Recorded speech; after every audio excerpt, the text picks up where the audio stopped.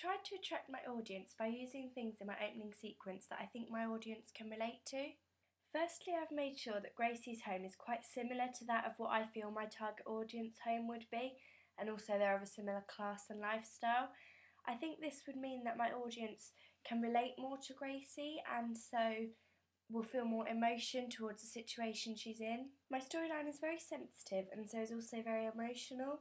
I've based my story on events that have happened fairly recently in the news, and so I think people will be more aware that this discrimination really does happen, and I think this will make my audience feel more emotion watching my opening sequence because it will seem very much like real life. I think my audience are also attracted to my opening sequence because my storyline is very unique and new, and so I think my audience would quite like to see a new film that has new ideas and something that really does need to be brought about and maybe people do need to be more aware of. In a few of my shots I show Gracie colouring in a fairy. I've done this to show how young and innocent Gracie is, but also because I think that my audience may be able to associate their own lives with how Gracie's and her family is a bit more. For example, if we take Rose, a typical member of my target audience, she has a young daughter who may also like to colour in fairies.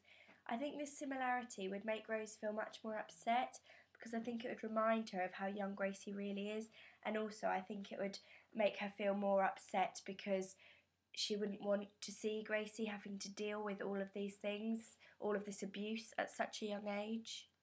I think my audience are made to feel even more emotion for Gracie when they see her taking the breakfast she made up to her disabled sister in bed. This does not only show how kind and caring Gracie is, but it also maybe is part of my target audience's routine. At the age of 25 and above, I'm sure they've made a few breakfasts in bed, however I'm sure by the age of 12 they hadn't.